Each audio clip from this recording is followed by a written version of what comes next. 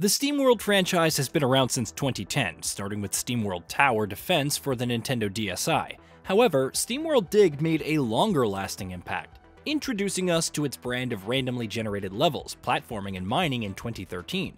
Image and Form Games wasn't content to stick to the same genre, following it up with the excellent SteamWorld Heist, a turn-based strategy game meets tactical shooter. A return to platforming goodness seemed a given, and thus we got SteamWorld Dig 2, a massively improved follow-up that offered a much tighter experience. However, lo and behold, the developer was off again in another genre, this time a deck-building turn-based RPG with medieval fantasy twists in SteamWorld Quest. Why is this all relevant? Because SteamWorld Build once again ventures into a relatively untapped genre for the series, a city builder with a twist. This time, the station is the developer. I admittedly had concerns that SteamWorld Build was aiming for a completely different vibe that eschewed the older game's quirky space western atmosphere. However, it capably delivers a SteamWorld experience through the guise of a city builder, instead of simply plastering quirky robots into the genre and calling it a day. The world of SteamWorld has seen better days, and it's only a matter of time before it dies out. Leading a group of robotic settlers, Jack Clutchsprocket and his daughter Astrid look to the stars for hope. With the help of the mysterious core, they set about building a town and investigating the mine for old tech, which turns out to be pieces of a rocket. However, it's clear that Core has some less than noble intentions, and with Astrid capable of hearing the old signal, which she describes as a sad song, there's more going on than meets the eye. Along with Jack, Astrid and Core are a motley cast of robots from the greedy Gunbrit Gildenwire to the precarious trader. My favorite is probably Clark Piston, an enforcer who says, "Yep," to anything and everything, regardless of the situation. Each character brings something unique, but given the nature of the game, I miss that central protagonist who could serve as a narrative anchor for the experience. A believable robot that grew into the extraordinary hero that you could embody, and whose struggles become your own. In SteamWorld Build, it feels like watching other character stories unfold instead of actively experiencing them, which isn't bad given the strong voice acting. The characterization could be more nuanced, but the writing maintains a humorous, easygoing tone without losing the plot. When starting, you only have a few wooden planks, a rundown train station, and a shoddy mine entrance. Setting up several worker residential houses generates income, and you can set about repairing the train station. You will need more workers, which means more wooden planks, which means constructing a forester to chop down nearby trees and a lumber mill to make planks. A general store and service shop are also required to satisfy the needs of your workers, and from there, it's one big spiral of upgrades, resource management, and town planning. The workers also require cactus water and charcoal to keep going, necessitating a farm and kiln. Eventually, you'll want to upgrade them to engineers who can construct tools for better pickaxes. Their needs are even more complex as they'll require spare parts, purified water, a surveyor office, a saloon, a burgermeister, and so much more. Everyone needs access to the train station, and warehouses must be in place to manage the influx of deliveries for different establishments. What starts as a quaint town quickly grows into a sprawling city. And then suddenly, the Aristobots are moving in, demanding waxing shops, diesel, robo-cuisine, and hats, of all things. Even they have their uses though, helping to invest in carbide drills for digging tougher rocks in the mines and steam furnaces to boost the efficiency of nearby refineries. From the outset, SteamWorld Build sounds like a robust but streamlined city builder, but that's only one part of the gameplay loop. After fixing the mine, you can switch to a randomized location with materials to mine and walls to knock down. It's a different dynamic as you need to build quarters for miners to dig through walls while adding prospectors to manage materials like scrap and ironium. Mechanics are necessary for setting up machines that can automatically mine scrap and ironium, along with dirty water and oil, for the needs of those up top. The mines offer more direct control to the player as you instruct miners where to dig, but you have to construct pillars to prevent cave-in and bridges for crossing gaps. Mined resources like ironium and scrap are returned to the surface, while gold nuggets can be used to hire more miners, prospectors, and mechanics. Of course, you also want to set up a surveillance station and a radio tower to search for rocket parts, blueprints for new technology, and chests with materials and buffs for the mining crew are also discovered if you look around enough. It's very reminiscent of SteamWorld Dig 2, where you would return to the surface after mining materials and acquire upgrades to delve even further.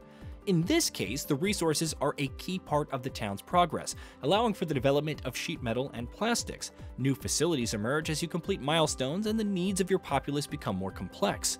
The train will also periodically arrive in town, bringing 3 new items to purchase. They offer benefits for buildings like levying more service tax, at restaurants and saloons, expanding on a warehouse's simultaneous deliveries, and much more. Though you can only equip these items on one building at a time, you'll often need rubies, which you can discover in the mine, and heaps of cash to purchase them. As appealing as this is, the offer can get pricey. It's sometimes a toss-up between investing in your own town and mine or delaying these upgrades to afford an item. Sometimes an absurdly expensive item appears and it's completely out of your reach. The station does allow for setting up trades and offloading any excess materials that you have for money, or even trading for resources you're short on. Clicking on the random metal tumbleweeds that pop up periodically can also help, as they randomly disperse money, tools, rubies, and other goodies. Still, some tuning to the item prices would be nice. Of course, when you finally have a handle on everything SteamWorld Build throws at you, it goes all Dungeon Keeper. The second floor of the mine introduces enemies, from creeps that emerge when mining certain sections to giant worms that can eat your miners and mechanics. You'll need to invest in an armory for traps and turrets, hire guards to protect your miners, and much more. It's a brilliant wrinkle to everything you achieved on the first floor, adding some hazards and obstacles now that you know how to find rocket parts. You may think that SteamWorld Build gets overwhelming, what with a multifaceted town and several floors of a mine to manage. Not only is it easy to pick up, but the overall pacing is very tight, gradually rolling out new features and mechanics before increasing the challenge or throwing something else into the mix.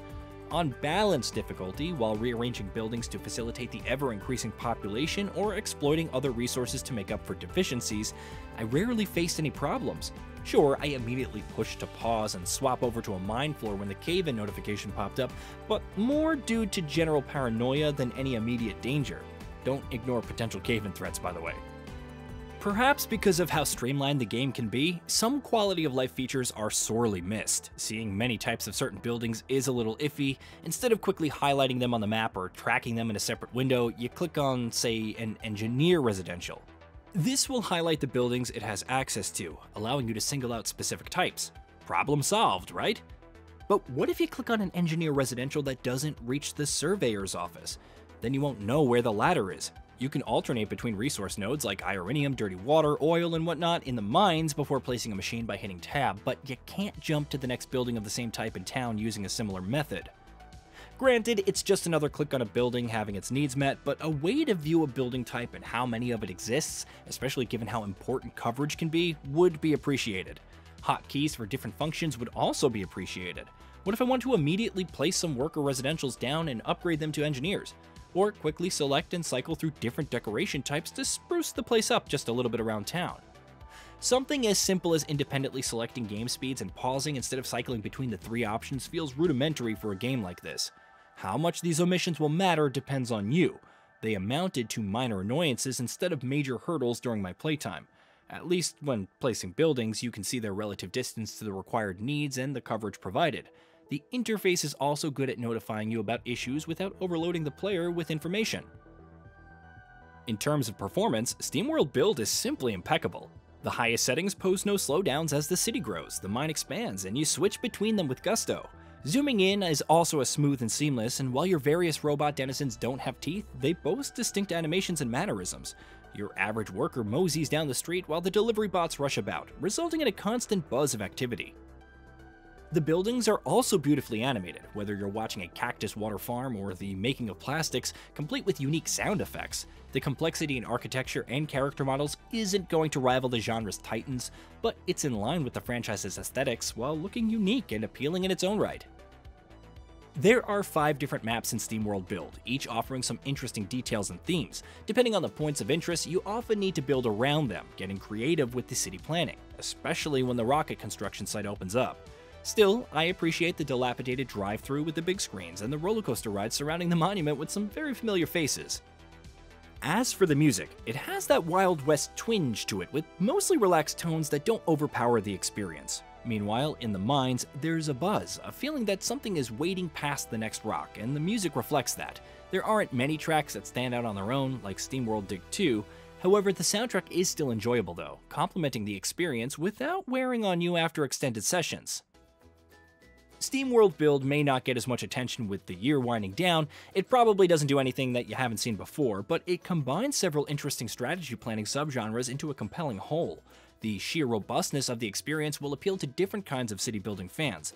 Whether you want to challenge yourself and manage resources, especially since the toughest difficulty doesn't refund materials on destroying buildings, or chill out and vibe to the story. It's ideal for those who get a kick out of min-maxing and perfecting their cities, and those who want to watch their residents go about their day admiring their little quirks. Despite some mild annoyances with the lack of hotkeys and the interface, SteamWorld Build is a worthwhile addition to the franchise and a pretty good city builder in its own right. There were times I planned to sit down for an hour and progress steadily, and ended up immersed for several hours at a time, managing different needs and guiding miners on their next expedition. Its actions may not offer the same thrills as SteamWorld Dig or Heist, but the atmosphere and charm more than make up for it.